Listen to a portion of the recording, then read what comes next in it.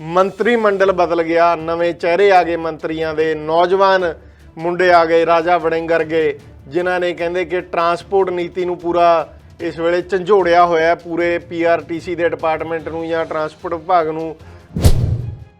ਕਿ ਉਹਨੂੰ ਟਰਾਂਸਪੇਰੈਂਟ ਕਰਨ ਦਾ ਯਤਨ ਕੀਤਾ ਜਾ ਰਿਹਾ ਹੈ। ਦੇਖੋ, ਉਹ ਰਾਜਪੁਰੇ ਤੋਂ ਬੈਠੇ, ਪਹਿਲਾਂ ਜੀਰਕਪੁਰ ਤੋਂ ਰਾਜਪੁਰਾ, ਰਾਜਪੁਰੇ ਤੋਂ ਪਟਿਆਲੇ ਆਏ, ਫਿਰ ਉਹ ਗਿੱਦੜਵੇਹੇ ਵਾਲੇ ਪਾਸੇ ਬੈਠ ਕੇ ਜਿੱਥੇ ਬੱਸ ਦੇ ਵਿੱਚ ਖੜੀਆਂ ਹੋਈਆਂ ਸਵਾਰੀਆਂ ਸੀ ਤੇ ਆਪ ਖੜ ਕੇ ਸਫ਼ਰ ਕੀਤਾ। ਬਠਿੰਡਾ ਦੇ ਵਿੱਚ ਰਾਜਾ ਵੜਿੰਗ ਨੇ ਜਾ ਕੇ ਬੱਸ ਅੱਡੇ ਵਾਲਿਆਂ ਨੂੰ ਪਹਿਲਾਂ ਕਹਿਤਾ ਕਿ ਜਿੱਥੇ ਨਜਾਇਜ਼ ਕਬਜ਼ੇ ਨੇ ਸਭ ਚੱਕ ਦਿਓ।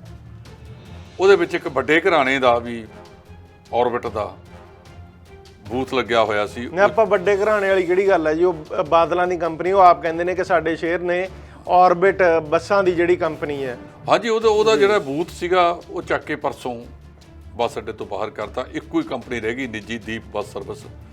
ਉਹਨਾਂ ਨੂੰ ਕਹਿੰਦੇ ਪਤਾ ਨਹੀਂ ਅਦਾਲਤ ਤੋਂ ਕੋਈ ਸਟੇ ਮਿਲੀ ਵੀ ਆ, ਪਰ ਉਹ ਵੀ ਉਹਨਾਂ ਨੇ ਜੀਐਮ ਪੀਆਰਟੀਸੀ ਨੂੰ ਕਹਿਤਾ ਕਿ ਇਹਦੀ ਪੂਰੀ ਜਾਂਚ ਕਰੋ।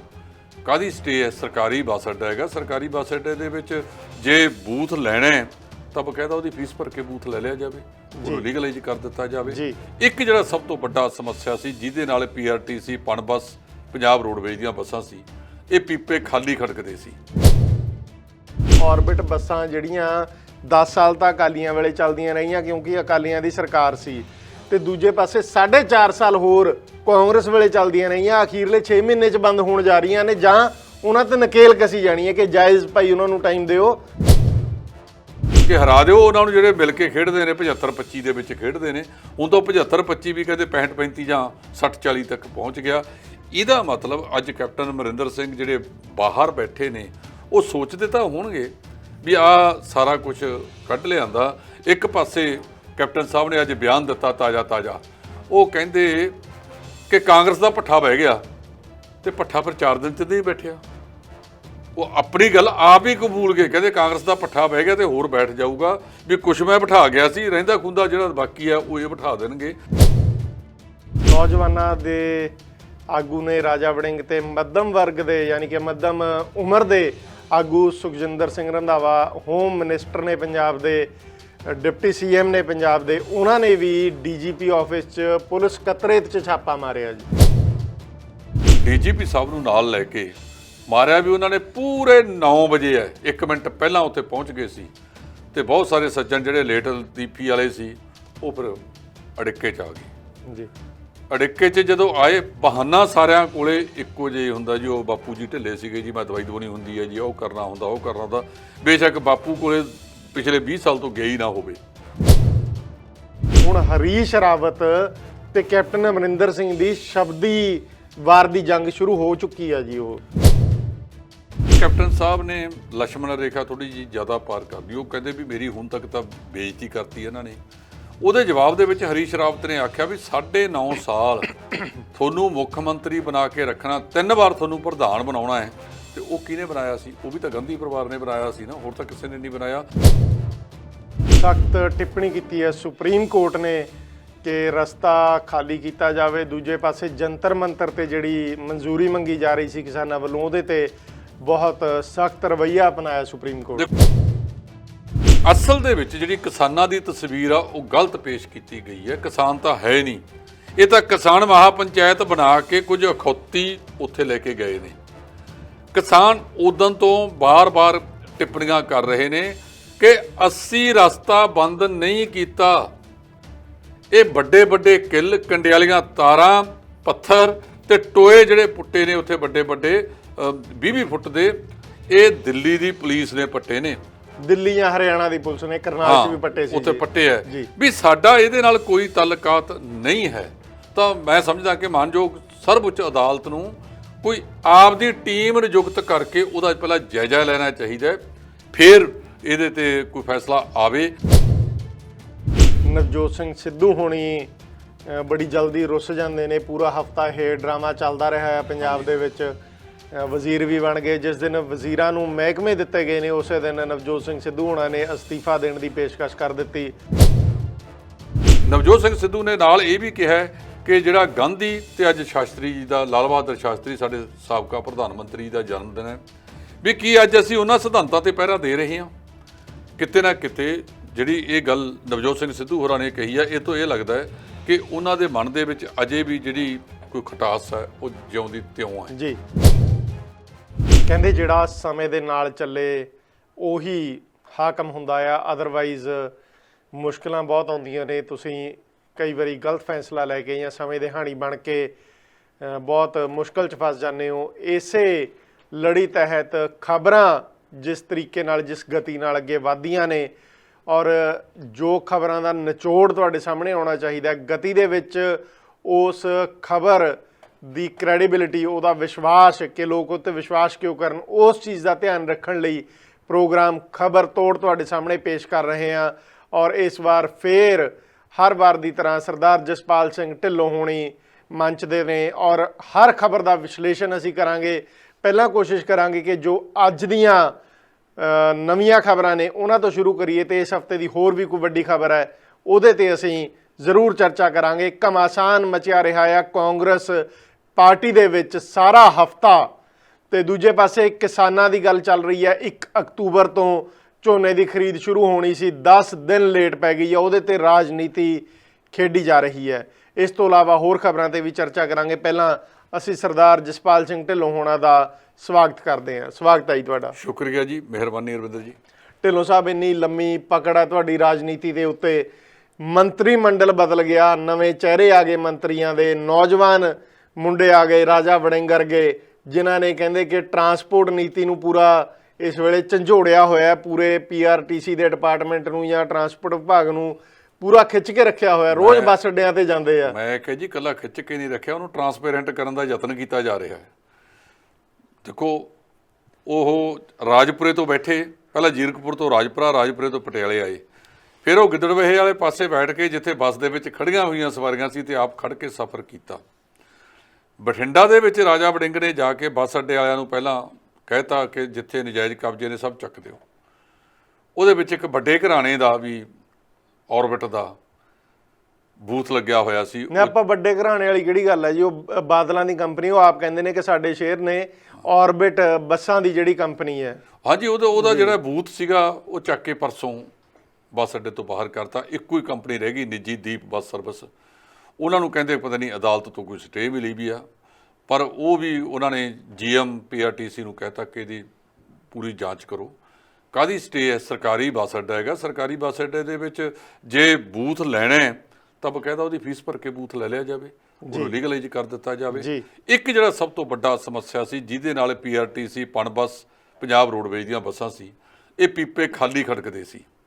ਉਹਨਾਂ ਨੇ ਉਹਦੇ ਬਾਰੇ ਦੱਸਤਾ ਕਿ 1 ਹਫ਼ਤੇ ਦੇ ਵਿੱਚ ਮੇਰੇ ਕੋਲ ਟਾਈਮ ਟੇਬਲਾਂ ਦੀ ਨੀਤੀ ਲਿਆਓ ਵੀ ਇਹਨਾਂ ਦੀਆਂ ਬੱਸਾਂ 12 ਮਿੰਟ ਤੇ PRTC ਨੂੰ 2 ਮਿੰਟ, ਫਿਰ ਇੱਕ PRTC ਦੇ ਮੂਹਰੇ ਇਹਨਾਂ ਦੀ, ਇੱਕ PRTC ਤੋਂ ਪਿੱਛੇ ਇਹਨਾਂ ਦੀ, ਤਾਂ PRTC ਦੇ ਖਜ਼ਾਨੇ 'ਚ ਜਾਊਗਾ ਕੀ? ਤੁਹਾਨੂੰ ਯਾਦ ਹੋਣਾ ਜਦੋਂ ਸਰਦਾਰ ਮਨਜੀਤ ਸਿੰਘ ਨਾਰੰਗ ਨੂੰ ਮੈਨੇਜਿੰਗ ਡਾਇਰੈਕਟਰ ਲਾਇਆ ਗਿਆ PRTC ਦੇ ਵਿੱਚ, ਤਾਂ ਪਿਛਲੇ 10 ਸਾਲਾਂ ਦੀ ਸਰਕਾਰ ਦੇ ਵਿੱਚ ਉਹਦੀ ਪ੍ਰਤੀ ਦਿਨ ਦੀ ਆਮਦਨ ਵੱਧ ਤੋਂ ਵੱਧ 77 ਲੱਖ ਗਈ ਸੀ ਜੀ। ਤੁਸੀਂ ਹੈਰਾਨ ਹੋਵੋਗੇ ਕਿ ਜਦੋਂ ਮਨਜੀਤ ਸਿੰਘ ਨਾਰੰਗ ਨੂੰ ਉਹ ਸੰਭਾਲਿਆ ਗਿਆ ਤਾਂ ਮਨਜੀਤ ਸਿੰਘ ਨਾਰੰਗ ਨੇ 3 ਮਹੀਨਿਆਂ ਦੇ ਵਿੱਚ ਪ੍ਰਤੀ ਦਿਨ ਆਮਦਨ 1 ਕਰੋੜ 35 ਲੱਖ ਤੇ ਪਹੁੰਚਾਤੀ ਸੀ। ਉਹ ਅਮਰਿੰਦਰ ਹੋਣਾ ਦੀ ਸਰਕਾਰ ਵੇਲੇ ਸੀ, ਤੇ ਉਸ ਤੋਂ ਬਾਅਦ ਮਨਜੀਤ ਸਿੰਘ ਨਾਰੰਗ ਦੀ ਵੀ ਬਦਲੀ ਕਰ ਦਿੱਤੀ ਗਈ ਕਿ ਭਾਈ ਤੁਸੀਂ ਚੇਅਰਮੈਨ ਨਹੀਂ ਰਹਿ ਸਕਦੇ, MD ਨਹੀਂ ਰਹਿ ਸਕਦੇ ਜੀ, ਤੇ ਉਹ ਰਿਟਾਇਰ ਹੋ ਗਏ। ਹੁਣ ਉਸ ਤੋਂ ਬਾਅਦ ਦੁਬਾਰਾ ਲਾਇਆ ਗਿਆ, ਉਹਨਾਂ ਨੇ ਕੀਤੀ, ਔਰ ਕਈ ਦਿਨਾਂ ਦੇ ਵਿੱਚ 1 ਕਰੋੜ 57 ਲੱਖ ਤੱਕ ਵੀ ਆਮਦਨ PRTC ਦੀ ਗਈ। ਉਹਨਾਂ ਨੇ ਚੋਰ ਮੋਰੀਆਂ ਸਾਰੀਆਂ ਬੰਦ ਕੀਤੀਆਂ। ਇੱਕ ਵੀ ਟਿਕਟ ਕੱਟੋ ਇਸ ਵੇਲੇ PRTC ਦੇ ਵਿੱਚ ਉਹਨਾਂ ਦੇ ਕੰਪਿਊਟਰ ਤੇ ਨਾਲ ਦੀ ਨਾਲ ਰਿਕਾਰਡ ਆ ਜਾਂਦਾ ਹੈ। ਇਹ ਸ਼ੁਰੂਆਤ ਕਰਨ ਵਾਲੇ ਕੋਈ ਹੋਰ ਨਹੀਂ, ਮਨਜੀਤ ਸਿੰਘ ਨਾਰੰਗ ਸੀ। ਉਹਨਾਂ ਨੇ ਢਾਬੇ ਉਹ ਚੁਣੇ ਜਿੱਥੇ ਘੱਟ PRTC ਦੀਆਂ ਬਾਡੀਆਂ ਨੂੰ ਰਾਜਸਥਾਨ ਦੇ ਵਿੱਚ ਜਾ ਕੇ ਬਾਡੀਆਂ ਲਵਾਈਆਂ। ਇੱਕ ਬਾਡੀ 'ਚੋਂ 4.5 ਲੱਖ ਰੁਪਈਆ ਦੀ ਬਚਤ ਹੋਈ।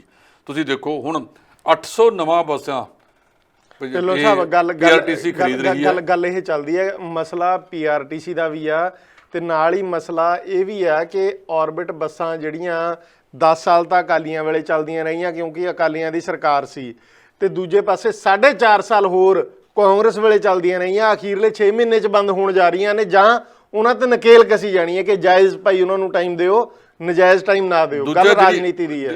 ਇੱਕ ਪਰਮਿਟ ਤੇ 3 ਚੱਲਦੀਆਂ ਨੇ ਜੀ, ਉਹ ਸਾਰਾ ਦਾ ਇਹਦੇ ਤੋਂ ਹੁਣ ਜਿਹੜੀ ਗੱਲ ਨਵਜੋਤ ਸਿੰਘ ਸਿੱਧੂ ਨੇ ਲੰਬੀ ਹਲਕੇ ਦੇ ਵਿੱਚ ਖੜ ਕੇ ਜਦੋਂ ਇਹੋ ਹੀ ਰਾਜਾ ਵੜਿੰਗ ਚੋਣ ਲੜ ਰਹੇ ਸੀ ਲੋਕ ਸਭਾ ਦੀ, ਆਖਿਆ ਸੀ ਨਾ ਕਿ ਹਰਾ ਦਿਓ ਉਹਨਾਂ ਨੂੰ ਜਿਹੜੇ ਮਿਲ ਕੇ ਖੇਡਦੇ ਨੇ 75-25 ਦੇ ਵਿੱਚ ਖੇਡਦੇ ਨੇ, ਹੁਣ ਤਾਂ 75-25 ਵੀ ਕਹਿੰਦੇ 65-35 ਜਾਂ 60-40 ਤੱਕ ਪਹੁੰਚ ਗਿਆ। ਇਹਦਾ ਮਤਲਬ ਅੱਜ ਕੈਪਟਨ ਅਮਰਿੰਦਰ ਸਿੰਘ ਜਿਹੜੇ ਬਾਹਰ ਬੈਠੇ ਨੇ ਉਹ ਸੋਚਦੇ ਤਾਂ ਹੋਣਗੇ ਵੀ ਆਹ ਸਾਰਾ ਕੁਝ ਕੱਢ ਲਿਆਂਦਾ। ਇੱਕ ਪਾਸੇ ਕੈਪਟਨ ਸਾਹਿਬ ਨੇ ਅੱਜ ਬਿਆਨ ਦਿੱਤਾ ਤਾਜ਼ਾ, ਉਹ ਕਹਿੰਦੇ ਕਿ ਕਾਂਗਰਸ ਦਾ ਭੱਠਾ ਬਹਿ ਗਿਆ, ਤੇ ਭੱਠਾ ਫਿਰ 4 ਦਿਨ 'ਚ ਨਹੀਂ ਬੈਠਿਆ। ਉਹ ਆਪਣੀ ਗੱਲ ਆਪ ਹੀ ਕਬੂਲ ਗਏ, ਕਹਿੰਦੇ ਕਾਂਗਰਸ ਦਾ ਭੱਠਾ ਬਹਿ ਗਿਆ ਤੇ ਹੋਰ ਬੈਠ ਜਾਊਗਾ, ਵੀ ਕੁਛ ਮੈਂ ਬਿਠਾ ਗਿਆ ਸੀ, ਰਹਿੰਦਾ ਖੁੰਦਾ ਜਿਹੜਾ ਬਾਕੀ ਹੈ ਉਹ ਇਹ ਬਿਠਾ ਦੇਣਗੇ। ਸੋ ਕੈਪਟਨ ਸਾਹਿਬ ਨੇ ਜਿਹੜਾ ਬਿਆਨ ਦਿੱਤਾ ਹੈਗਾ ਸਿਆਸੀ ਹਲਕਿਆਂ 'ਚ ਉਹਦੀ ਬੜੀ ਚਰਚਾ ਚੱਲ ਰਹੀ ਹੈ। ਸੋ ਤੁਸੀਂ ਆਪਦੇ ਵੱਲ ਵੀ ਵੇਖੋ, ਜੇ ਇਹ ਅਦਾਰੇ ਜਿਹੜੇ ਸੀਗੇ ਬੇਲਗਾਮ ਕੀਤੇ ਗਏ ਸੀ, ਇਸ ਤਰ੍ਹਾਂ ਦੇ ਅਰਵਿੰਦਰ ਜੀ ਕਿੰਨੇ ਅਦਾਰੇ ਹੋਣਗੇ ਜੇ ਇਸ ਕਦਮ ਦੇ ਨਾਲ ਜੋ ਰਾਜਾ ਵੜਿੰਗ ਨੇ ਚੁੱਕੇ ਨੇ, ਸਫਾਈ ਦਾ ਬੱਸਾਂ ਅੱਡਿਆਂ 'ਚ ਟਾਈਮ ਟੇਬਲ ਤੇ ਜਾਣ ਦਾ, ਸਰਕਾਰੀ ਬੱਸਾਂ ਪ੍ਰਾਈਵੇਟ ਬੱਸਾਂ ਕੋਈ ਬੱਸਾਂ ਨੂੰ ਉਹਨੂੰ ਜੋ ਬਣਦਾ ਸਮਾਂ ਉਹ ਦੇਣ ਦਾ, ਇਹ ਕਦਮ ਤੋਂ ਬਾਅਦ ਜੋ PRTC ਰੋਡਵੇਜ ਤੇ ਪਣ ਬੱਸ ਇਹਦੇ ਵਿੱਚ ਜੇ ਉਹ ਆਮਦਨ 'ਚ ਵਾਧਾ ਕਰ ਗਏ ਤਾਂ ਲੋਕਾਂ ਨੂੰ ਸਾਹਮਣੇ ਆ ਜਾਏਗਾ ਕਿ ਇਹ 75-25 ਚੋਂ ਜੇ ਕੱਢ ਲਿਆ ਤੇ ਸਰਕਾਰੀ ਅਦਾਰੇ ਉਸ ਪਾਸੇ ਵੱਲ ਤੁਰੇ। ਇਹ ਇੱਕ ਅਦਾਰੇ ਦੀ ਗੱਲ ਆ। ਇਸ ਤਰ੍ਹਾਂ ਦੇ ਅਦਾਰੇ 2 ਦਰਜਨ ਤੋਂ ਵੱਧ ਨੇ ਜਿਨ੍ਹਾਂ ਦੇ ਉੱਤੇ ਸਾਰਿਆਂ ਦੀਆਂ ਨਜ਼ਰਾਂ ਨੇ, ਜਿਨ੍ਹਾਂ ਦੀ ਆਮਦਨ ਲਗਾਤਾਰ ਘਟ ਰਹੀ ਹੈ ਤੇ ਨਿੱਜੀ ਤਜੌਰੀਆਂ ਦੀ ਵੱਧ ਰਹੀ ਹੈ।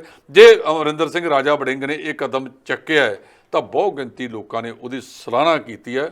ਬੱਸਾਂ ਵਾਲਿਆਂ ਦੇ ਵਿੱਚ ਖੜ ਕੇ ਵੀ ਉਹਨਾਂ ਨੇ ਪੁੱਛਿਆ ਵੀ ਕੀ ਸਵਾਰੀਆਂ ਇੰਨੀਆਂ ਹੀ ਜਾਂਦੀਆਂ ਨੇ, ਕੀ ਘੱਟ ਜਾਂਦੀਆਂ ਨੇ, ਵੱਧ ਜਾਂਦੀਆਂ ਨੇ। ਸੰਗਰੂਰ ਦੇ ਵਿੱਚ ਆਏ, ਉੱਥੋਂ ਦੀ ਜਿਹੜੀ ਬੱਸ ਸਟੈਂਡ ਦੀ ਸਫਾਈ ਸੀ ਉਹਨੂੰ ਲੈ ਕੇ ਉਹਨਾਂ ਨੇ ਤੰਜ ਕੱਸਿਆ ਵੀ ਇਹ ਕਿਉਂ ਹੈ। ਜਿਵੇਂ ਮਰਜ਼ੀ ਕਰੋ, ਬੱਸ ਅੱਡਿਆਂ ਦੇ ਵਿੱਚ ਸਫਾਈ ਪ੍ਰੋਪਰ ਹੋਣੀ ਚਾਹੀਦੀ ਹੈ। ਆਹ ਤੁਸੀਂ ਦੇਖੋ, ਜਿਵੇਂ ਕਹਿੰਦੇ ਨੱਚਾਂ ਮੈਂ ਲੁਧਿਆਣੇ ਮੇਰੀ ਧਮਕ ਜਲੰਧਰ ਪੈਂਦੀ, ਕਿ ਚੈੱਕ ਕੀਤਾ ਸੰਗਰੂਰ ਦਾ ਬੱਸ ਅੱਡਾ ਤੇ ਪਟਿਆਲੇ ਦੇ ਵਿੱਚ ਸਫਾਈਆਂ ਸ਼ੁਰੂ ਹੋ ਗਈਆਂ। ਇੱਕ ਚੰਗੀ ਗੱਲ ਹੈ ਜੀ।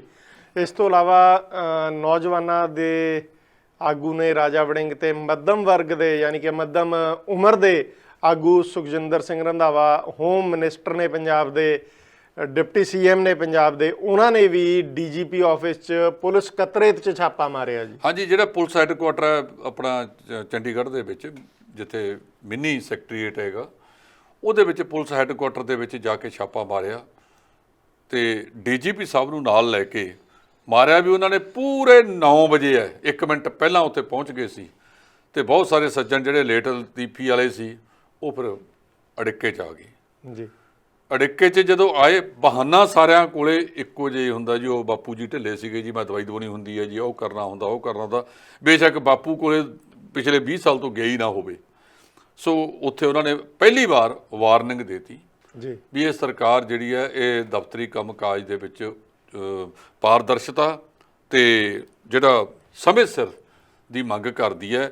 ਜੇ ਤੁਸੀਂ ਕਿਸੇ ਮੁਲਾਜ਼ਮਾਂ ਨੂੰ ਸਮੇਂ ਸਿਰ ਕਰਤਾ ਤੇ ਲੋਕਾਂ ਦੇ ਕੰਮ ਆਪੇ ਹੋ ਜਾਣੇ ਆ ਜੀ। ਫਿਰ ਜਿਹੜਾ ਬੰਦਾ ਦਫ਼ਤਰ 'ਚ ਆ ਕੇ ਬਹਿ ਗਿਆ ਉਹ ਵਿਹਲਾ ਨਹੀਂ ਬਹਿੰਦਾ, ਉਹ ਕੋਸ਼ਿਸ਼ ਕਰਦਾ ਵੀ ਮੈਂ ਕੰਮ ਕਰਾਂ। ਉਹਨਾਂ ਦੇ ਰੰਧਾਵਾ ਸਾਹਿਬ ਦੇ ਉੱਥੇ ਜਾਣ, ਅਚਨਚੇਤ ਜਾਣ ਦੇ ਨਾਲ ਕਹਿੰਦੇ DGP ਨੂੰ ਵੀ ਉਹਨਾਂ ਨੇ ਐਨ ਮੌਕੇ ਤੇ ਜਾ ਕੇ ਦੱਸਿਆ ਵੀ ਮੈਂ ਤੁਹਾਡੇ ਹੈੱਡਕੁਆਟਰ ਤੇ ਆ ਗਿਆ ਜੀ, ਇੰਨਾ ਗੁਪਤ ਰੱਖਿਆ ਗਿਆ। ਸੋ ਇਹਦੇ ਨਾਲ ਕਦਮ ਜਿਹੜੇ ਸਰਕਾਰ ਚਾਹੁੰਦੀ ਹੈ ਕਿ ਸਾਡੇ ਕੰਮਾਂ ਦੇ ਵਿੱਚ ਪਾਰਦਰਸ਼ਤਾ ਹੋਵੇ, ਲੋਕ ਦੇ ਸਰਕਾਰ ਜਵਾਬਦੇਹੀ ਹੋਵੇ, ਇਹ ਬਾਬੂ ਸਾਰੇ ਜਵਾਬਦੇਹੀ ਹੋਣ, ਇਹ ਦੇ ਨਾਲ ਕਦਮ ਫਰਕ ਪੈਣਗੇ। ਜਦੋਂ ਤੋਂ ਸਰਕਾਰ ਨੇ ਲੋਕਾਂ ਨੂੰ ਸਮੇਂ ਸਿਰ ਆਉਣ ਨੂੰ ਕਿਹਾ, ਕੁਝ ਕੁ ਨੂੰ ਛੱਡ ਕੇ 80-85% ਹਾਜ਼ਰੀ ਹੈ ਜਿਹੜੀ ਉਹ ਸਰਕਾਰੀ ਦਫ਼ਤਰਾਂ ਦੇ ਵਿੱਚ ਸਮੇਂ ਸਿਰ ਹੋਣ ਲੱਗ ਗਈ ਹੈ ਜੀ। ਬਿਲਕੁਲ, ਕਿਉਂਕਿ ਵਾਰਨਿੰਗ ਦੇ ਕੇ ਛੱਡਣਾ ਜ਼ਰੂਰੀ ਸੀਗਾ। ਸਰਕਾਰ ਨਵੀਂ ਬਣੀ ਹੈ, ਮੰਤਰੀ ਨਵੇਂ ਬਣੇ ਨੇ, ਤੇ ਜੇ ਪਹਿਲੀ ਵਾਰੀ 'ਚ ਹੀ ਐਕਸ਼ਨ ਲਿਆ ਜਾਵੇ ਤਾਂ ਸ਼ਾਇਦ ਉਹ ਕਰਮਚਾਰੀ ਵੀ ਜੋ ਨੇ ਉਹ ਪੰਜਾਬੀ ਨੇ ਤੇ ਉਹਨਾਂ ਨੂੰ ਹੁਣ ਇਸ ਸਰਕਾਰ ਦੇ ਹਿਸਾਬ ਨਾਲ ਜੇ ਕੰਮ ਕਰਨਾ ਦੀ ਜਾਂਚ ਆ ਜਾਵੇ ਤਾਂ ਸ਼ਾਇਦ ਪੰਜਾਬੀਅਤ ਦਾ, ਪੰਜਾਬੀਆਂ ਦਾ ਭਲਾ ਹੋਣਾ ਸ਼ੁਰੂ ਹੋ ਜਾਏ। ਕਿਉਂਕਿ ਮੋਟੀਆਂ ਤਨਖਾਹਾਂ ਨੇ, ਮੋਟੀਆਂ ਤਨਖਾਹਾਂ ਲੈ ਕੇ ਘਰਾਂ ਦੇ ਵਿੱਚ ਵਿਹਲੇ ਬਹਿਣਾ, ਇਹ ਪਤਾ ਨਹੀਂ ਕਿਸ ਤਰੀਕੇ ਨਾਲ ਇਹਨਾਂ ਨੂੰ ਹਜਮ ਹੋ ਜਾਂਦੀਆਂ ਨੇ ਜੀ ਇਹੋ ਜਿਹੀਆਂ ਚੀਜ਼ਾਂ। ਸੋ ਆਪਣੇ ਅੰਦਰ ਵੀ ਝਾਤ ਮਾਰ ਕੇ ਦੇਖ ਲੈਣ ਸਾਰੇ ਮੁਲਾਜ਼ਮ, ਜਾਂ ਜਦੋਂ ਇਹ ਨਹੀਂ ਜਾਂਦੇ ਆਫਿਸ ਤਾਂ ਉਦੋਂ ਇਹ ਕਹਿ ਦੇਣ ਕਿ ਭਾਈ ਸਾਡੀ ਤਨਖਾਹ ਕੱਟੋ, ਸਾਡੀ ਛੁੱਟੀ ਲਾਓ, ਵਿਦਆਊਟ ਪੇ ਛੁੱਟੀ ਲਾਓ, ਤਾਂ ਕਿ ਸਰਕਾਰ ਦਾ ਜੋ ਖਜ਼ਾਨਾ ਹੈ ਉਹ ਤਾਂ ਭਰਨਾ ਸ਼ੁਰੂ ਹੋਵੇ, ਕਿਸੇ ਤਰੀਕੇ ਵੀ ਪੰਜਾਬੀਆਂ ਦਾ ਭਲਾ ਸ਼ੁਰੂ ਹੋ ਜੇ। ਤਾਂ ਇਹ ਨਵੀਂ ਸਰਕਾਰ ਜਾਂ ਨਵੀਂ ਕਾਂਗਰਸ ਦਾ ਸੁਪਨਾ ਕਿਤੇ ਨਾ ਕਿਤੇ ਲੀਹਾਂ ਤੇ ਪੈਂਦਾ ਦਿਖਾਈ ਦੇਊਗਾ। ਪਰ ਦੂਜੇ ਪਾਸੇ ਕੈਪਟਨ ਅਮਰਿੰਦਰ ਸਿੰਘ ਹੋਣੀ ਜਿੱਦਾਂ ਇਸ ਹਫ਼ਤੇ ਗ੍ਰਹਿ ਮੰਤਰੀ ਨੂੰ ਮਿਲ ਕੇ ਆਏ ਨੇ ਜੀ ਭਾਰਤ ਦੇ। ਉਸ ਤੋਂ ਇਲਾਵਾ ਇੰਚਾਰਜ ਨੂੰ ਇੰਟੈਲੀਜੈਂਸ ਵਾਲਿਆਂ ਨੂੰ ਉਹਨਾਂ ਨੂੰ ਮਿਲ ਕੇ ਆਏ ਆ ਜੀ, ਅਜੀਤ ਡੋਵਾਲ ਨੂੰ। ਤੇ ਉਸ ਤੋਂ ਬਾਅਦ ਹੁਣ ਹਰੀਸ਼ ਰਾਵਤ ਤੇ ਕੈਪਟਨ ਅਮਰਿੰਦਰ ਸਿੰਘ ਦੀ ਸ਼ਬਦੀ ਵਾਰ ਦੀ ਜੰਗ ਸ਼ੁਰੂ ਹੋ ਚੁੱਕੀ ਆ ਜੀ। ਉਹ ਇਸੇ ਕਰਕੇ ਹੋਈ ਹੈ ਨਾ, ਕੈਪਟਨ ਸਾਹਿਬ ਨੇ ਲਛਮਣ ਰੇਖਾ ਥੋੜੀ ਜੀ ਜ਼ਿਆਦਾ ਪਾਰ ਕਰ ਲਈ। ਉਹ ਕਹਿੰਦੇ ਵੀ ਮੇਰੀ ਹੁਣ ਤੱਕ ਤਾਂ ਬੇਇੱਜ਼ਤੀ ਕਰਤੀ ਇਹਨਾਂ ਨੇ। ਉਹਦੇ ਜਵਾਬ ਦੇ ਵਿੱਚ ਹਰੀਸ਼ ਰਾਵਤ ਨੇ ਆਖਿਆ ਵੀ 9.5 ਸਾਲ ਤੁਹਾਨੂੰ ਮੁੱਖ ਮੰਤਰੀ ਬਣਾ ਕੇ ਰੱਖਣਾ, 3 ਵਾਰ ਤੁਹਾਨੂੰ ਪ੍ਰਧਾਨ ਬਣਾਉਣਾ ਹੈ, ਤੇ ਉਹ ਕਿਹਨੇ ਬਣਾਇਆ ਸੀ? ਉਹ ਵੀ ਤਾਂ ਗਾਂਧੀ ਪਰਿਵਾਰ ਨੇ ਬਣਾਇਆ ਸੀ ਨਾ, ਹੋਰ ਤਾਂ ਕਿਸੇ ਨੇ ਨਹੀਂ ਬਣਾਇਆ। ਕਿਉਂਕਿ ਤੁਹਾਡੇ ਨਾਲ ਜਿਹੜੀ ਪਿਛਲਾ ਉਹਨਾਂ ਦਾ ਰਾਜੀਵ ਗਾਂਧੀ ਹੋਰਾਂ ਦਾ ਜਿਹੜਾ ਕਾਰਜਕਾਲ ਹੈ, ਜਦੋਂ ਤੁਸੀਂ ਪੜ੍ਹਦੇ ਰਹੇ ਹੋ, ਭਾਵੇਂ ਰਾਜੀਵ ਗਾਂਧੀ ਇਹਨਾਂ ਨਾਲੋਂ 1 ਸਾਲ ਸੀਨੀਅਰ ਸੀ, ਔਰ ਜਦੋਂ ਰਾਜੀਵ ਗਾਂਧੀ ਦਾ ਵਿਆਹ ਹੋਇਆ ਉਸ ਵੇਲੇ ਵੀ ਕੈਪਟਨ ਅਮਰਿੰਦਰ ਸਿੰਘ ਦੀ ਜਿਹੜੀ ਭੂਮਿਕਾ ਸੀ ਬਹੁਤ ਵੱਡੀ ਨਾਲ ਰਲੀ ਹੋਈ ਸੀ। ਹੁਣ ਜਿਹੜਾ ਕੈਪਟਨ ਸਾਹਿਬ ਨੇ ਅਜੀਤ ਡੋਵਾਲ ਜਾਂ ਉਹਨਾਂ ਨੂੰ, ਮੇਰਾ ਖਿਆਲ ਇਹ ਸਾਰੇ ਕਾਸੇ ਦਾ ਜਿਹੜਾ ਜਵਾਬ ਹੈ ਉਹ ਜਿਹੜੀਆਂ ਬਸ਼ੀਰ ਬਦਰ ਦੀਆਂ ਲਾਈਨਾਂ ਬੋਲੀਆਂ ਨੇ ਸੁਨੀਲ ਜਾਖੜ ਸਾਬਕਾ ਪ੍ਰਧਾਨ ਸਾਹਿਬ ਨੇ, ਉਸੇ ਦੇ ਵਿੱਚ ਸਾਰਾ ਕੁਝ ਹੀ ਆ ਜਾਂਦਾ ਹੈ। ਕਹਿੰਦੇ ਕੁਛ ਤੋਂ ਮਜਬੂਰੀਆਂ ਰਹੀ ਹੋਗੀ, ਕੋਈ ਜੂਹੀ ਐਸੇ ਤੋਂ ਬੇਵਫਾ ਨਹੀਂ ਹੋ ਜਾਤਾ। ਨਾਲ ਅਮਿਤ ਸ਼ਾਹ ਦੀ ਫੋਟੋ ਲਾਤੀ ਅਮਰਿੰਦਰ ਸਿੰਘ ਹੋਣਾ ਨਾਲ। ਹਾਂ, ਉਹ ਫੋਟੋ ਤੇ ਉਹ ਲਾ ਕੇ ਜੀ ਕਹਿੰਦੇ ਵੀ ਇਹਦਾ ਮਤਲਬ ਇਹ ਹੈ, ਜਿਹੜਾ ਅਜੀਤ ਡੋਵਾਲ ਸੁਰੱਖਿਆ ਸਲਾਹਕਾਰ ਹੈ, ਕੈਪਟਨ ਸਾਹਿਬ ਦੇ ਪਿਛਲੇ ਸਮੇਂ ਤੋਂ, ਕਾਫੀ ਸਮੇਂ ਤੋਂ, ਲਗਭਗ 13-14 ਸਾਲਾਂ ਤੋਂ ਪਾਕਿਸਤਾਨ ਦੀ ਉਹਨਾਂ ਦੀ ਔਰਤ ਪੱਤਰਕਾਰ ਦੇ ਜਿਹੜੀ ਰੂਸਾ ਆਲਮ ਹੈ, ਉਹਦੀਆਂ ਬੜੀਆਂ ਚਰਚਾਵਾਂ ਚੱਲਦੀਆਂ ਸਨ। ਭਾਜਪਾ ਬੜੇ ਲੰਬੇ ਸਮੇਂ ਤੋਂ ਇਸ ਆੜ ਦੇ ਵਿੱਚ ਸੀ ਕਿ ਕਦੋਂ ਅਸੀਂ ਪੰਜਾਬ ਦੇ ਵਿੱਚ ਵਾਰ ਕਰੀਏ, ਜਿਹੜੇ ਉਹ ਕਾਫੀ ਲੰਬੇ ਸਮੇਂ ਤੋਂ ਕਹਿ ਰਹੇ ਨੇ ਕਿ ਅਸੀਂ ਜਿਹੜਾ ਹੈਗਾ ਪੰਜਾਬ ਦੇ ਵਿੱਚ ਭਾਜਪਾ ਦੀ ਨਿਰੋਲ ਸਰਕਾਰ ਬਣਾਉਣੀ ਹੈ। ਅਰਵਿੰਦਰ ਜੀ, ਉਹਦੇ 'ਚ ਮੇਰਾ ਖਿਆਲ ਹੈ ਕਿ ਜਿਹੜੀਆਂ ਇਹ ਕੇਂਦਰ ਦੀਆਂ ਏਜੰਸੀਆਂ ਹੁੰਦੀਆਂ ਨਾ, ਹਰ ਬੰਦੇ ਦਾ ਕੋਈ ਨਾ ਕੋਈ ਵੀਕ ਪੁਆਇੰਟ ਆਪਣੇ ਕੋਲ ਰੱਖਦੀਆਂ ਨੇ। ਉਹਨਾਂ ਨੇ ਕੈਪਟਨ ਸਾਹਿਬ ਜੇ ਗਏ ਨੇ ਤਾਂ ਗ੍ਰਹਿ ਮੰਤਰੀ ਕੋਲ ਗਏ ਨੇ, ਸੁਰੱਖਿਆ ਸਲਾਹਕਾਰ ਕੋਲ ਗਏ ਨੇ, ਤੇ ਜਿਹੜਾ ਫਿਰ ਜਾਖੜ ਸਾਹਿਬ ਦਾ ਇਹ ਟਵੀਟ ਹੈ ਜਿਹੜੇ ਦੇ ਵਿੱਚ ਉਹਨਾਂ ਨੇ ਬਸ਼ੀਰ ਬਦਰ ਦੀਆਂ ਲਾਈਨਾਂ ਬੋਲੀਆਂ ਨੇ, ਇਹਦੇ ਵਿੱਚ ਬਹੁਤ ਕੁਝ ਬਿਨਾਂ ਦੱਸਿਆ ਹੀ ਜਿਹੜਾ ਹੈਗਾ ਸਾਰਾ ਕੁਝ ਬਿਆਨ ਹੋ ਗਿਆ ਕਿ ਕੈਪਟਨ ਸਾਹਿਬ ਦੀਆਂ ਕੋਈ ਨਾ ਕੋਈ ਮਜਬੂਰੀਆਂ ਸੀ, ਜਿਹਦਾ ਫਾਇਦਾ ਉਠਾ ਕੇ ਭਾਰਤੀ ਜਨਤਾ ਪਾਰਟੀ ਵਾਲੇ ਉਹਨਾਂ ਦਾ ਮਖੌਟਾ ਵਰਤਣ ਦਾ ਯਤਨ ਕੀਤਾ ਜਾ ਰਿਹਾ ਹੈ। ਉਹ ਸਿੱਧੇ ਰੂਪ 'ਚ ਭਾਜਪਾ 'ਚ ਜਾਂਦੇ ਨੇ। ਨਾਲ ਇੱਕ ਇਸ਼ਾਰਾ ਆ ਗਿਆ ਕਿ ਕੈਪਟਨ ਸਾਹਿਬ ਹੁਣ ਪੰਜਾਬ ਵਿਕਾਸ ਪਾਰਟੀ ਦੇ ਨਾਂ 'ਤੇ ਕੰਮ ਕਰਨਗੇ, ਤੇ ਜਦੋਂ ਤੁਹਾਡੇ ਕੋਲ ਸਾਰਾ ਕੁਝ ਸੀ ਉਹ ਤਾਂ ਵਿਕਾਸ ਹੋਇਆ ਨਾ। ਹੁਣ ਪੰਜਾਬੀ ਵਿਕਾਸ ਪਾਰਟੀ ਜਿਹੜੀ ਹੈ ਉਹ ਕੀ ਕਰੇਗੀ, ਕੀ ਨਹੀਂ ਕਰੇਗੀ, ਕੀ ਸੱਤਾ 'ਚ ਤੁਸੀਂ ਆਉਂਦੇ ਹੋ ਨਹੀਂ ਆਉਂਦੇ, ਇਹ ਤਾਂ ਬਾਅਦ ਦੀਆਂ ਗੱਲਾਂ ਨੇ। ਜਦੋਂ ਤੁਹਾਡੇ ਕੋਲੇ ਸੱਤਾ ਸੀ, ਕੰਮ ਕਰਨ ਦਾ ਮੌਕਾ ਸੀ, ਉਦੋਂ ਤੁਸੀਂ ਵੇਲਾ ਗਵਾ ਲਿਆ। ਹੁਣ ਤੁਸੀਂ ਜਿਹੜੀਆਂ ਵੇਲੇ ਦੇ ਰਾਹ ਕਵੇਲੇ ਦੀਆਂ ਟੱਕਰਾਂ ਮਾਰਦੇ ਫਿਰਦੇ ਹੋ। ਜਦੋਂ ਮੌਕਾ ਸੀ ਕੁਝ ਕਰਕੇ ਦਿਖਾਉਣ ਦਾ, ਉਦੋਂ ਜਿਹੜਾ 75-25 ਖੇਡਦੇ ਰਹੇ। ਇਹ ਦੋਸ਼ ਜਿਹੜੇ ਭਾਵੇਂ ਨਵਜੋਤ ਸਿੰਘ ਸਿੱਧੂ ਹੋਣ ਜਾਂ ਹੋਰ ਆਮ ਆਦਮੀ ਪਾਰਟੀ ਵਾਲੇ ਵੀ ਇਹੀ ਦੋਸ਼ ਇਹਨਾਂ 'ਤੇ ਭਗਵੰਤ ਮਾਨ ਹੋਰੀ ਅਕਸਰ ਲਾਉਂਦੇ ਨੇ ਕਿ ਇਹ ਤਾਂ ਬਾਦਲਾਂ ਨਾਲ ਰਲੇ ਵੇ ਨੇ ਜੀ, ਰਲ ਕੇ ਮੈਚ ਖੇਡਦੇ ਆ।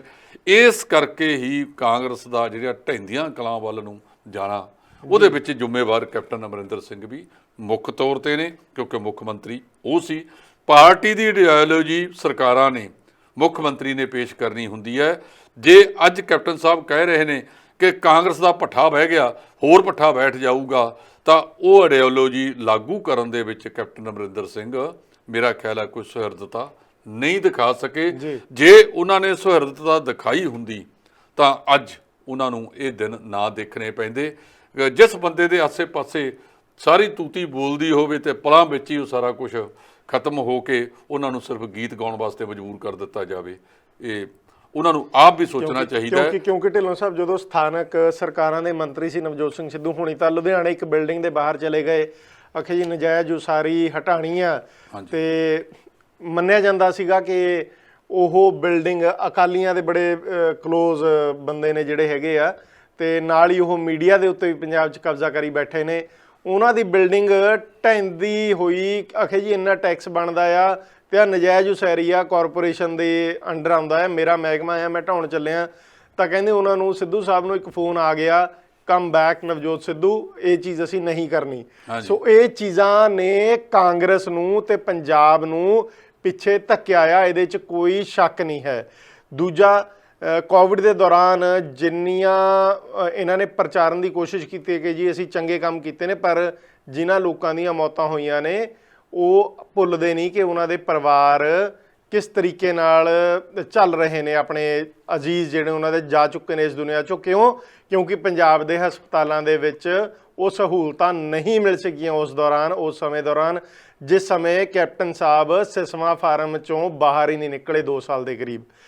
ਭਗਵੰਤ ਮਾਨ ਸਾਹਿਬ ਉਹਨਾਂ ਨੇ ਅੱਜ ਸੰਗਰੂਰ ਬੱਸ ਸਟੈਂਡ ਤੇ ਝੋਨੇ ਦੀ ਖਰੀਦ ਲੇਟ ਕਰਨ ਲਈ ਇੱਕ ਪ੍ਰੈਸ ਕਾਨਫਰੰਸ ਕੀਤੀ ਹੈ ਕਿ ਕੇਂਦਰ ਸਰਕਾਰ ਨੂੰ ਜ਼ਿੰਮੇਵਾਰ ਠਹਿਰਾਇਆ। ਇਸ ਤੋਂ ਇਲਾਵਾ ਹੋਰ ਵੀ ਰਾਜਨੀਤਿਕ ਸ਼ਖਸੀਅਤਾਂ ਦੇ ਬਿਆਨ ਆਏ ਨੇ, ਉਹਨਾਂ ਤੇ ਕੀ ਪ੍ਰਤੀਕਰਮ ਹੈ ਜੀ ਤੁਹਾਡਾ? ਦੇਖੋ, ਪਹਿਲੀ ਗੱਲ ਤਾਂ ਜੀ ਜਿਹੜਾ ਭਗਵੰਤ ਮਾਨ ਸਾਹਿਬ ਨੇ ਕਿਹਾ ਕਿ ਕੇਂਦਰ ਬਦਲਾ ਲੈ ਰਿਹਾ ਪੰਜਾਬ ਨਾਲ, ਕਿਉਂਕਿ ਮੇਨ ਜਿਹੜੀ ਫਸਲ ਹੈ ਉਹ ਆਪਣੇ ਪੰਜਾਬ ਤੇ ਹਰਿਆਣੇ ਦੇ ਵਿੱਚ ਹੀ ਆਉਂਦੀ ਹੈ ਝੋਨੇ ਦੀ। ਆਮ ਤੌਰ ਤੇ ਪਿਛਲੇ ਲਗਭਗ 25-30 ਸਾਲ ਤੋਂ ਇਹ 1 ਅਕਤੂਬਰ ਨੂੰ ਹੀ ਹੁੰਦੀ ਹੈ, ਜ਼ਿਆਦਾ ਵੀ ਹੋਣਗੇ। ਸੋ ਮੀਂਹ ਦਾ ਇਹ ਕਹਿ ਕੇ ਤੁਸੀਂ ਖਰੀਦ ਸ਼ੁਰੂ ਕਰੋ। ਜਿਹੜਾ ਤੁਸੀਂ ਪੈਮਾਨਾ ਰੱਖਿਆ ਹੈਗਾ ਕਿ 16% ਨਮੀ ਚਾਹੀਦੀ ਹੈ, ਜਿਹੜੀ 16 ਤੋਂ ਵੱਧ ਹੈਗੀ ਆ ਉਹ ਤੁਸੀਂ ਨਾ ਖਰੀਦੋ। ਸਾਰਿਆਂ ਨੂੰ ਇੱਕੋ ਰੱਸੇ ਬੰਨ੍ਹ ਦੇਣਾ, ਤੇ ਫਿਰ 31 ਸਤੰਬਰ ਨੂੰ ਰਾਤ ਨੂੰ ਇਹ ਚਿੱਠੀ ਆਉਂਦੀ ਹੈ ਕਿ 1 ਦੀ ਬਜਾਏ 11 ਕਰ ਦਿੱਤੀ ਗਈ, ਜਦੋਂ ਕਿਸਾਨਾਂ ਨੇ ਮੰਡੀਆਂ ਦੇ ਵਿੱਚ ਲਿਆ ਕੇ ਫਸਲ ਸੁੱਟ ਲਈ। ਹੁਣ ਜਿਨ੍ਹਾਂ ਦੀ ਫਸਲ ਤਾਂ ਸ਼ੈੱਡਾਂ ਦੇ ਹੇਠਾਂ ਹੋਏਗੀ ਉਹ ਤਾਂ ਬਚ ਜੂ, ਜਿਹੜੀਆਂ ਖੁੱਲ੍ਹੇ ਅਸਮਾਨ ਦੇ ਵਿੱਚ ਢੇਰੀਆਂ ਪਈਆਂ ਨੇ। ਅੱਜ 2 ਘੰਟੇ ਤੋਂ ਵੱਧ ਸਮਾਂ ਮੀਂਹ ਪਿਆ ਫਿਰੋਜ਼ਪੁਰ ਦੇ ਵਿੱਚ, ਉਹ ਰੋਪੜ ਦੇ ਵਿੱਚ, ਹੁਸ਼ਿਆਰਪੁਰ ਦੇ ਵਿੱਚ, ਪਟਿਆਲਾ ਵੀ ਪਿਆ ਜੀ, ਕਈ ਪਟਿਆਲੇ ਦੇ ਵਿੱਚ, ਸ਼ਹਿਰ ਦੇ ਵਿੱਚ ਪਿਆ ਹੈਗਾ, ਉੱਥੇ ਪਿਆ ਅੱਧਾ ਪੌਣਾ ਘੰਟਾ ਟਿਕ ਕੇ ਪਿਆ, ਕੱਲ ਪਰਸੋਂ ਵੀ ਪਿਆ ਸੀ ਜੀ, ਤੇ ਆਪਣੇ ਇੱਧਰਲੇ ਪਾਸੇ ਨਜ਼ਰ ਨਹੀਂ ਆਇਆ। ਸੋ ਮੇਰੇ ਕਹਿਣ ਦਾ ਮਤਲਬ ਇਹ ਹੈਗਾ ਰਵਿੰਦਰ ਜੀ ਕਿ ਉੱਥੇ ਤਾਂ ਨਵੀਂ ਦਾ ਫਰਕ ਪੈ ਸਕਦਾ। ਜਦੋਂ ਤੁਸੀਂ ਇੱਕ ਪੈਮਾਨਾ ਹੀ ਰੱਖਤਾ ਕਿ 16 ਤੋਂ ਵੱਧ ਵਾਲੀ ਅਸੀਂ ਖਰੀਦਣੀ ਨਹੀਂ, ਤੁਸੀਂ ਉਹ ਨਾ ਖਰੀਦੋ।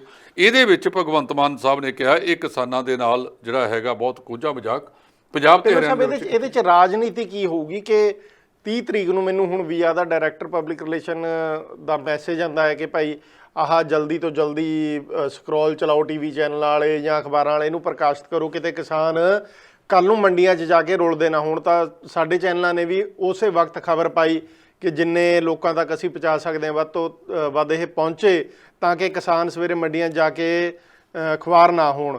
ਪਰ ਇਹਦੇ ਪਿੱਛੇ ਰਾਜਨੀਤੀ ਕੀ ਰਹੀ ਹੋਊਗੀ ਜੀ ਕਿ 30 ਤਰੀਕ ਨੂੰ ਚਿੱਠੀ ਆਵੇ ਰਾਤ ਨੂੰ, ਉਹ ਵੀ ਮੈਂ ਉਹੀ ਕਹਿਣਾ, ਜੇ ਤੁਸੀਂ ਚਿੱਠੀ ਭੇਜਣੀ ਸੀ, ਦੇਰ ਕਰਨੀ ਸੀ, ਕੋਈ ਰਾਜਾਂ ਨਾਲ ਸਲਾਹ ਕੀਤੀ? ਆਪਣੇ ਆਪ ਤੌਰ ਤੇ ਨਾਦਰਸ਼ਾਹੀ ਫਰਮਾਤਾ, ਸਿਰਫ ਤੇ ਸਿਰਫ ਇਹ ਕਿਸਾਨਾਂ ਤੋਂ ਅੱਕੇ ਜਿਹੜੇ ਭਾਜਪਾ ਜਨਤਾ ਵਾਲਿਆਂ ਦੇ ਘੇਰ ਰਹੇ ਆ ਨਾ, ਉਹਨਾਂ ਨੂੰ ਹੁਣ ਰਾਜਸੀ ਲੋਕ ਤਾਂ ਆਪੋ ਆਪਣੀ ਬਿਆਨਬਾਜ਼ੀ ਕਰ ਰਹੇ ਨੇ। ਭਗਵੰਤ ਮਾਨ ਸਾਹਿਬ ਨੇ ਕੇਂਦਰ ਤੇ ਕਿਹਾ, ਕਾਂਗਰਸ ਨੇ ਵੀ ਕੇਂਦਰ ਤੇ ਕਿਹਾ, ਮੁੱਖ ਮੰਤਰੀ ਕੱਲ ਸਪੈਸ਼ਲ ਤੌਰ ਤੇ 3 ਹੀ ਮੁੱਦੇ ਉਠਾਏ ਸੀ ਨਾ ਉਹਨਾਂ ਨੇ ਪ੍ਰਧਾਨ ਮੰਤਰੀ ਸਾਹਿਬ ਦੇ ਸਾਹਮਣੇ, ਵੀ ਇੱਕ ਤਾਂ ਤੁਸੀਂ ਕਿਸਾਨਾਂ ਦਾ ਕੋਈ ਹੱਲ ਕਰ ਦਿਓ, ਦੂਜਾ ਜਿਹੜੀ ਖਰੀਦ ਆ ਇਹ 11 ਤਰੀਕ ਤੇ ਨਾ ਲੈ ਕੇ ਜਾਓ, ਇਹਨੂੰ ਪਹਿਲਾਂ ਕਰੋ, ਚਾਲੂ ਕਰਾਓ ਖਰੀਦ ਨੂੰ, ਤੇ ਤੀਜਾ ਕਰਤਾਰਪੁਰ ਸਾਹਿਬ ਦਾ ਲਾਂਘਾ। ਹੁਣ ਇੱਥੇ ਮੋਦੀ ਸਾਹਿਬ ਦਾ ਪਤਾ ਨਹੀਂ ਕਿਹੜਾ ਸਲਾਹਕਾਰ ਆ ਕੇ ਉਹਨਾਂ ਦੇ ਕੋਲ ਬੈਠ ਗਿਆ।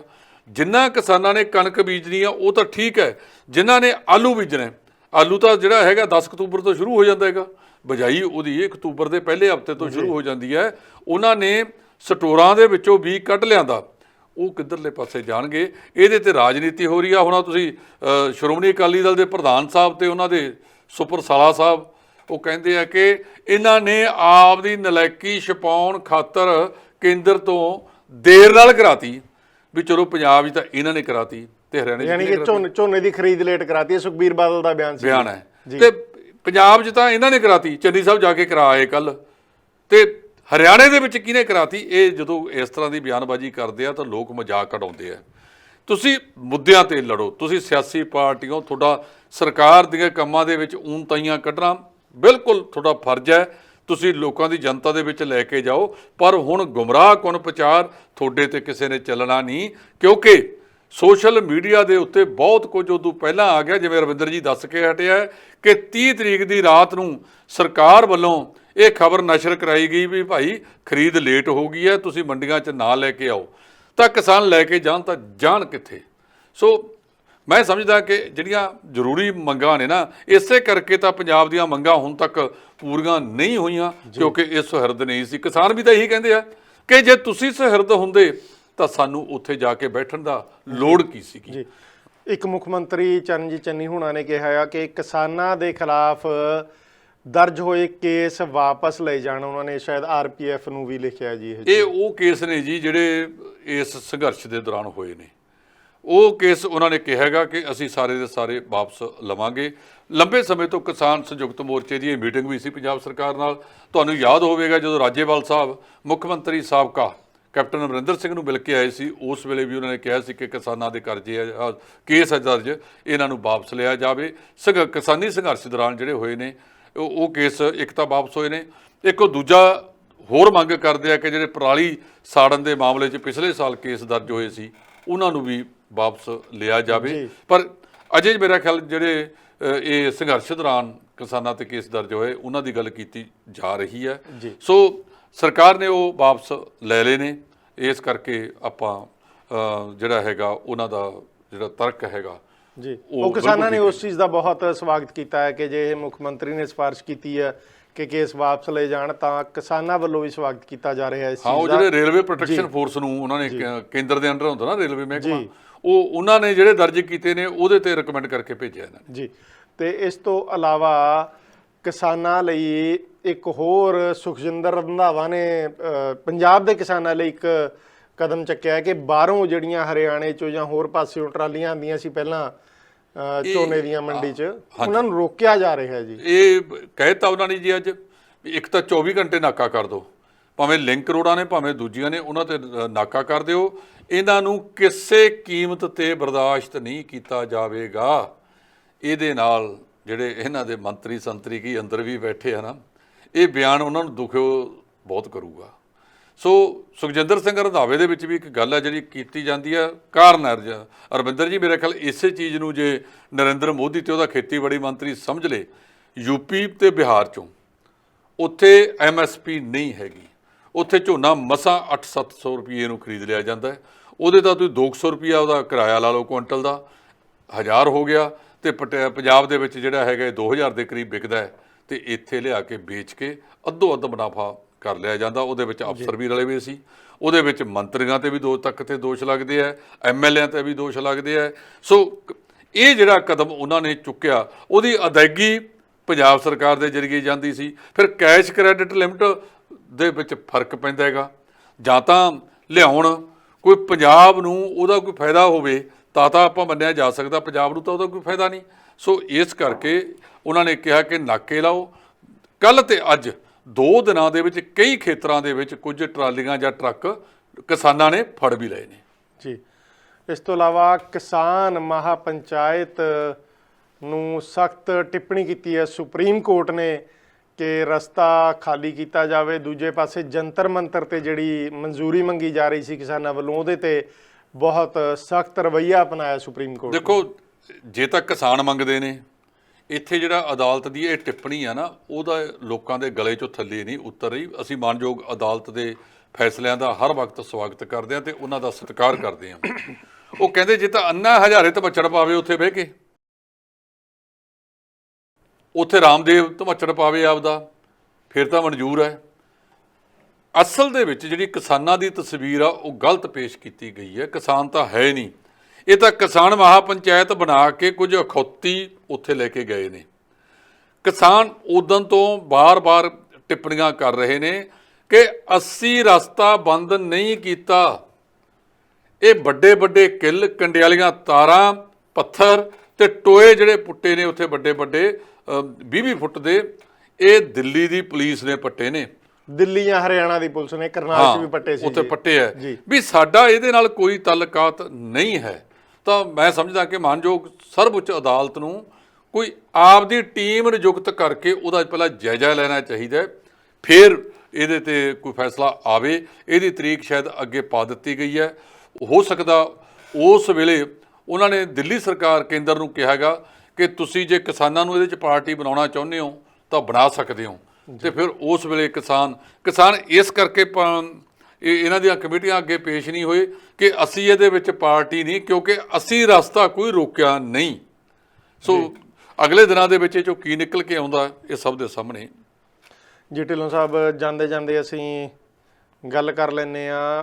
ਨਵਜੋਤ ਸਿੰਘ ਸਿੱਧੂ ਹੋਣੀ ਬੜੀ ਜਲਦੀ ਰੁੱਸ ਜਾਂਦੇ ਨੇ। ਪੂਰਾ ਹਫਤਾ ਇਹ ਡਰਾਮਾ ਚੱਲਦਾ ਰਿਹਾ ਹੈ ਪੰਜਾਬ ਦੇ ਵਿੱਚ। ਵਜ਼ੀਰ ਵੀ ਬਣ ਗਏ। ਜਿਸ ਦਿਨ ਵਜ਼ੀਰਾਂ ਨੂੰ ਮਹਿਕਮੇ ਦਿੱਤੇ ਗਏ ਨੇ ਉਸੇ ਦਿਨ ਨਵਜੋਤ ਸਿੰਘ ਸਿੱਧੂ ਹੋਣਾ ਨੇ ਅਸਤੀਫਾ ਦੇਣ ਦੀ ਪੇਸ਼ਕਸ਼ ਕਰ ਦਿੱਤੀ।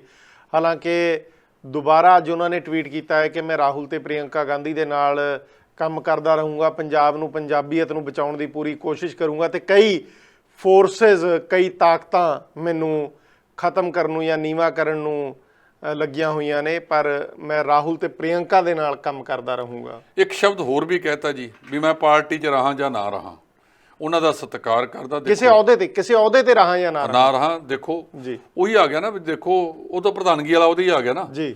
ਦੇਖੋ ਉਹਨਾਂ ਨੇ ਹੀ ਨਵਜੋਤ ਸਿੰਘ ਸਿੱਧੂ ਤੇ ਵੱਡਾ ਦਾਅ ਖੇਡਿਆ। ਉਹਨਾਂ ਨੇ ਕੈਪਟਨ ਅਮਰਿੰਦਰ ਸਿੰਘ ਦੀ ਨਿਰਾਸ਼ਤਾ ਵੀ ਬੋਲ ਲਈ, ਉਹਨੂੰ ਮੁੱਖ ਮੰਤਰੀ ਦੇ ਵਿੱਚੋਂ ਬਾਹਰ ਦਾ ਰਸਤਾ ਵੀ ਦਿਖਾਇਆ। ਸੋ ਨਵਜੋਤ ਸਿੰਘ ਸਿੱਧੂ ਨੇ ਨਾਲ ਇਹ ਵੀ ਕਿਹਾ ਕਿ ਜਿਹੜਾ ਗਾਂਧੀ ਤੇ ਅੱਜ ਸ਼ਾਸਤਰੀ ਜੀ ਦਾ, ਲਾਲ ਬਹਾਦਰ ਸ਼ਾਸਤਰੀ ਸਾਡੇ ਸਾਬਕਾ ਪ੍ਰਧਾਨ ਮੰਤਰੀ ਦਾ ਜਨਮ ਦਿਨ ਹੈ, ਵੀ ਕੀ ਅੱਜ ਅਸੀਂ ਉਹਨਾਂ ਸਿਧਾਂਤਾਂ ਤੇ ਪਹਿਰਾ ਦੇ ਰਹੇ ਹਾਂ। ਕਿਤੇ ਨਾ ਕਿਤੇ ਜਿਹੜੀ ਇਹ ਗੱਲ ਨਵਜੋਤ ਸਿੰਘ ਸਿੱਧੂ ਹੋਰਾਂ ਨੇ ਕਹੀ ਹੈ, ਇਹ ਤੋਂ ਇਹ ਲੱਗਦਾ ਹੈ ਕਿ ਉਹਨਾਂ ਦੇ ਮਨ ਦੇ ਵਿੱਚ ਅਜੇ ਵੀ ਜਿਹੜੀ ਕੋਈ ਖਟਾਸ ਹੈ ਉਹ ਜਿਉਂਦੀ ਤਿਉਂ ਹੈ ਜੀ। ਉਹ ਕਹਿੰਦੇ ਸੀ, ਢਿੱਲੋਂ ਸਾਹਿਬ ਕਹਿੰਦੇ ਸੀ, ਇੱਕ ਤਾਂ ਆਡੀਟਰ ਜਨਰਲ ਦਾ ਰੌਲਾ ਪੈਂਦਾ ਜੋ ਆਮ ਚਰਚਾ ਦੇ ਵਿੱਚ ਆਈਆਂ ਨੇ ਗੱਲਾਂ, ਦੂਜਾ ਡੀਜੀਪੀ ਦੀ ਅਪਾਇੰਟਮੈਂਟ ਨੂੰ ਲੈ ਕੇ ਸ਼ਾਇਦ ਉਹ ਨਾਰਾਜ਼ ਹੋਏ ਨੇ, ਤੀਜਾ ਵਿਭਾਗਾਂ ਦੀ ਵੰਡ ਤੋਂ, ਹਾਂ ਮੰਤਰੀਆਂ ਦੇ ਵਿੱਚ ਵੀ ਦਾਖਲ ਹੋਣ ਤੋਂ ਉਹਦੇ ਤੇ ਵੀ ਉਹ ਦੁਖੀ ਨੇਗੇ ਵੀ ਜਿਨ੍ਹਾਂ ਤੇ ਦੋਸ਼ ਲੱਗਦੇ ਸੀ ਉਹਨਾਂ ਨੂੰ ਫੇਰ ਲਿਆਂਦਾ ਗਿਆ। ਆਪਾਂ ਨਾਂ ਲੈਣ ਦੀ ਜ਼ਰੂਰਤ ਨਹੀਂ, ਸਾਰਿਆਂ ਨੂੰ ਪਤਾ ਹੈ। ਸੋ ਉਹਨਾਂ ਨੇ ਜਿਹੜੀ ਗੱਲ ਕੀਤੀ ਹੈਗੀ ਉਹਦੇ ਵਿੱਚ ਇਹ ਸਾਰੀਆਂ ਗੱਲਾਂ ਦਾ ਵਰਣਨ ਕੀਤਾ ਹੈਗਾ। ਪਰ ਨਵਜੋਤ ਸਿੰਘ ਸਿੱਧੂ ਦੇ ਮਾਮਲੇ ਦੇ ਵਿੱਚ ਜਿਹੜੇ ਦੋ ਮੇਨ ਮੁੱਦੇ ਸੀ, ਇੱਕ ਤਾਂ ਐਡਵੋਕੇਟ ਜਨਰਲ APS ਦਿਓਲ ਨੂੰ ਲਾਉਣਾ, ਇੱਕ ਇਕਬਾਲਪ੍ਰੀਤ ਸਿੰਘ ਸਹੋਤਾ ਹੋਰਾਂ ਨੂੰ DGP ਲਾਉਣਾ। ਇਕਬਾਲਪ੍ਰੀਤ ਸਿੰਘ ਸਹੋਤਾ ਜਿਹੜੇ ਨੇ ਉਹ ਸਪਸ਼ਟੀਕਰਨ ਦੇ ਚੁੱਕੇ ਨੇ ਆਪਦਾ ਵੀ ਮੈਂ ਪ੍ਰੈਸ ਕਾਨਫਰੰਸ ਕੀਤੀ ਸੀ, ਮੈਂ ਉਸ ਟੀਮ ਦਾ ਮੈਂਬਰ ਨਹੀਂ ਸੀਗਾ ਜਿਹੜੇ ਨੇ ਇਨਵੈਸਟੀਗੇਸ਼ਨ ਕੀਤੀ ਹੈ, ਪਹਿਲੀ ਗੱਲ। ਦੂਜੀ ਗੱਲ, ਉਹਦੇ ਵਾਸਤੇ ਤਾਂ ਸਰਕਾਰ ਨੇ ਇੱਕ ਰਸਤਾ ਕੱਢ ਲਿਆ, ਉਹਨਾਂ ਨੇ UPSC ਨੂੰ 10 IPS ਅਧਿਕਾਰੀਆਂ ਦੀ ਇੱਕ ਸੂਚੀ ਭੇਜਤੀ ਹੈ, ਜਿਹਦੇ ਵਿੱਚ ਆਮ ਤੌਰ ਤੇ ਐਡੀ ਸੂਚੀ ਪਹਿਲਾਂ ਕਦੇ ਗਈ ਦੇਖੀ ਨਹੀਂ। ਮੈਨੂੰ ਲੱਗਦਾ ਕਿ ਸਹੋਤਾ ਸਾਹਿਬ ਤੇ ਸਰਕਾਰ ਦੀ ਸਵੱਲੀ ਨਜ਼ਰ ਹੋਏਗੀ, ਉਹਨਾਂ ਦਾ ਨਾਮ 7ਵੇਂ ਨੰਬਰ ਤੇ ਹੈ। ਤੇ ਦੂਜਾ ਜਿਹੜਾ ਐਡਵੋਕੇਟ ਜਨਰਲ ਹੈਗੇ APS ਦਿਓਲ, ਉਹਨਾਂ ਨੇ ਸੈਣੀ ਸਾਹਿਬ ਦੇ ਕੇਸ ਲੜਿਆ, ਜ਼ਮਾਨਤਾਂ ਦਵਾਈਆਂ ਨੇ। ਸਿੱਧੂ ਸਾਹਿਬ ਦਾ ਇਸ ਗੱਲ ਤੇ ਰੌਲਾ ਸੀ। ਸੋ ਜਿਹੜਾ ਸੈਣੀ ਸਾਹਿਬ ਵਾਲੇ ਮਾਮਲੇ ਦੇ ਵਿੱਚ ਦਿਓਲ ਸਾਹਿਬ ਦਾ ਮਾਮਲਾ ਹੈ, ਉਹਦੇ 'ਚ ਕੇਂਦਰ ਸਰਕਾਰ ਨੇ ਜਸਟਿਸ ਅਜੀਤ ਸਿੰਘ, ਪੰਜਾਬ ਸਰਕਾਰ ਨੇ ਜੀ, ਹਾਂ ਪੰਜਾਬ ਸਰਕਾਰ ਨੇ ਨਾ ਜੀ, ਜਸਟਿਸ ਅਜੀਤ ਸਿੰਘ ਬੈਂਸ ਦੇ ਸੁਪੁੱਤਰ ਸਰਦਾਰ ਰਾਜਵਿੰਦਰ ਸਿੰਘ ਬੈਂਸ ਨੂੰ ਸਰਕਾਰੀ ਵਕੀਲ, ਪਬਲਿਕ ਪ੍ਰੋਸੀਕਿਊਟਰ ਨਿਯੁਕਤ ਕਰਤਾ ਤੇ ਬੇਅਦਬੀ ਤੇ ਗੋਲੀਕਾਂਡ ਦੇ ਸਾਰੇ ਮਾਮਲਾ ਜਿਹੜਾ ਹੈਗਾ ਉਹ ਜਸਟਿਸ ਬੈਂਸ ਦੇ ਸੁਪੁੱਤਰ ਰਾਜਵਿੰਦਰ ਸਿੰਘ ਬੈਂਸ ਦੇਖਣਗੇ। ਅਰਵਿੰਦਰ ਜੀ ਤੁਸੀਂ ਵੀ ਉਦੋਂ ਇੱਥੇ ਸੀਗੇ। ਰਾਜਵਿੰਦਰ ਸਿੰਘ ਬੈਂਸ ਆਪਣੀਆਂ CBI ਅਦਾਲਤਾਂ ਪਟਿਆਲੇ 'ਚ ਹੁੰਦੀਆਂ ਸੀ। ਇਹਨਾਂ ਅਦਾਲਤਾਂ ਦੇ ਵਿੱਚੋਂ ਵੱਡੀ ਪੱਧਰ ਦੇ ਉੱਤੇ ਉਹਨਾਂ ਨੇ ਬਹੁਤ ਕੇਸ ਲੜੇ ਹੈ, ਜਿੱਤੇ ਵੀ ਹੈ। ਬਹੁਤ ਸਾਰੇ ਪੀੜਤ ਪਰਿਵਾਰਾਂ ਨੂੰ ਰਾਜਵਿੰਦਰ ਸਿੰਘ ਬੈਂਸ ਵਰਗੇ ਸ਼ਖਸੀਅਤ ਨੇ ਇਨਸਾਫ ਦਿਵਾਇਆ। ਬਹੁਤ ਇਮਾਨਦਾਰ ਛਵੀ ਵਾਲੇ ਵਿਅਕਤੀ ਨੇ, ਤੇ ਜੇ ਉਹਨਾਂ ਕੋਲੇ ਇਹ ਕੇਸ ਦੇਤਾ, ਜੇ ਇਹ ਸਾਰਾ ਕੁਝ ਪਹਿਲਾਂ ਹੀ ਦੇਤਾ ਹੁੰਦਾ ਅਤਲ ਲੰਦੇ ਦੀ ਥਾਂ ਦੇ ਉੱਤੇ, ਤਾਂ ਮੇਰਾ ਖਿਆਲ ਹੁਣ ਤੱਕ ਕੋਈ ਨਾ ਕੋਈ ਨਤੀਜਾ ਨਿਕਲਿਆ ਵੀ ਹੁੰਦਾ ਜੀ। ਸੋ ਦੋਸਤੋ, ਇਸ ਹਫਤੇ ਦੇ ਵਿੱਚ ਆਹੀ ਵੱਡੀਆਂ ਗੱਲਾਂ ਸੀ ਜਿਹੜੀਆਂ ਤੁਹਾਡੇ ਸਨਮੁਖ ਪੇਸ਼ ਕੀਤੀਆਂ ਨੇ। ਆਸ ਹੈ ਕਿ ਤੁਹਾਨੂੰ ਇਹ ਪ੍ਰੋਗਰਾਮ ਪਸੰਦ ਆਇਆ ਹੋਵੇਗਾ ਤੇ ਇਸ ਪ੍ਰੋਗਰਾਮ ਨੂੰ ਅੱਗੇ ਜ਼ਰੂਰ ਸ਼ੇਅਰ ਕਰਿਓ, ਫੇਸਬੁੱਕ ਪੇਜ ਨੂੰ ਫੋਲੋ ਕਰਿਓ, ਲਾਈਕ ਕਰਿਓ ਤੇ YouTube ਪੇਜ ਨੂੰ ਵੱਧ ਤੋਂ ਵੱਧ ਸਬਸਕ੍ਰਾਈਬ ਕਰੋ ਤੇ ਕਰਵਾਓ, ਤਾਂ ਕਿ ਅਜਿਹੇ ਪ੍ਰੋਗਰਾਮ ਹੋਰ ਜ਼ਿਆਦਾ ਅਸੀਂ ਤੁਹਾਡੇ ਸਾਹਮਣੇ ਪੇਸ਼ ਕਰ ਸਕੀਏ ਤੇ ਖਬਰਾਂ ਦਾ ਨਿਚੋੜ ਤੇ ਕ੍ਰੈਡੀਬਲ ਖਬਰਾਂ, ਵਿਸ਼ਵਾਸ ਵਾਲੀਆਂ ਖਬਰਾਂ ਜਿਹੜੀਆਂ ਤੁਸੀਂ ਦੇਖਣੀਆਂ ਚਾਹੁੰਦੇ ਹੋ ਕਿ ਖਬਰ ਦੀ ਅਸਲੀਅਤ ਕੀ ਹੈ, ਉਹ ਚੀਜ਼ਾਂ ਤੁਹਾਡੇ ਸਾਹਮਣੇ ਪੇਸ਼ ਕਰ ਸਕੀਏ। ਕੋਸ਼ਿਸ਼ ਕਰਦੇ ਰਹਾਂਗੇ, ਪਰ ਉਤਸ਼ਾਹ ਦੀ ਬਹੁਤ ਜ਼ਰੂਰਤ ਹੁੰਦੀ ਹੈ। ਸੋ ਅੱਜ ਲਈ ਅਸੀਂ ਸਰਦਾਰ ਜਸਪਾਲ ਸਿੰਘ ਢਿੱਲੋਂ, ਜਿਹੜੇ ਕਿ ਉੱਘੇ ਪੱਤਰਕਾਰ ਨੇ ਪੰਜਾਬ ਦੇ ਰਾਜਨੀਤੀ ਦੇ ਉੱਤੇ ਤੇ ਕਈ ਮਹਿਕਮਿਆਂ ਦੇ ਉੱਤੇ ਇਹਨਾਂ ਦੀ ਪਕੜ ਹੈ ਖਬਰਾਂ ਦੇ ਵਿੱਚ, ਉਹਨਾਂ ਨੇ ਜਿਸ ਤਰੀਕੇ ਨਾਲ ਤੁਹਾਡੇ ਸਾਹਮਣੇ ਇਹ ਚੀਜ਼ਾਂ ਪੇਸ਼ ਕੀਤੀਆਂ ਨੇ, ਉਹਨਾਂ ਦਾ ਅਸੀਂ ਬਹੁਤ ਦਿਲੋਂ ਧੰਨਵਾਦ ਕਰਦੇ ਹਾਂ ਤੇ ਨਾਲ ਹੀ ਤੁਹਾਡਾ ਵੀ ਧੰਨਵਾਦ ਕਰਾਂਗੇ। ਢਿੱਲੋਂ ਸਾਹਿਬ ਬਹੁਤ ਧੰਨਵਾਦ। ਸ਼ੁਕਰੀਆ ਜੀ। D5 ਚੈਨਲ ਪੰਜਾਬੀ ਹੁਣੇ ਸਬਸਕ੍ਰਾਈਬ ਕਰੋ, ਬੈਲ ਆਈਕਨ ਤੇ ਕਲਿੱਕ ਕਰੋ। ਬਾਣੀ ਗੁਰੂ ਗੁਰੂ ਹੈ ਬਾਣੀ, ਵਿੱਚ ਬਾਣੀ ਅੰਮ੍ਰਿਤ ਸਾਰੇ। ਗਿਆਨੀ ਸਾਹਿਬ ਸਿੰਘ ਜੀ ਸ਼ਾਹਬਾਦ ਮਾਰਕੰਡਾ ਵਾਲਿਆਂ ਨਾਲ ਕਰੋ ਸਿੱਧੀ ਗੱਲਬਾਤ ਤੇ ਜਾਣੋ ਗੁਰਬਾਣੀ ਦੇ ਅਰਥ। ਰੋਜ਼ਾਨਾ ਪਾਠ ਕਰਨ ਵਾਲੇ ਇਹ ਪ੍ਰੋਗਰਾਮ ਜ਼ਰੂਰ ਦੇਖਣ ਤੇ ਗੁਰੂ ਸਾਹਿਬ ਦੀਆਂ ਅਸੀਸਾਂ ਦੇ ਪਾਤਰ ਬਣਨ। ਦੇਖਣਾ ਨਾ ਭੁੱਲਣਾ ਸਾਡਾ ਖਾਸ ਪ੍ਰੋਗਰਾਮ ਗੁਰਬਾਣੀ ਗਿਆਨ, ਐਤਵਾਰ ਸਵੇਰੇ 7 ਤੋਂ 8 ਵਜੇ ਤੱਕ D5 ਚੈਨਲ ਪੰਜਾਬੀ ਤੇ।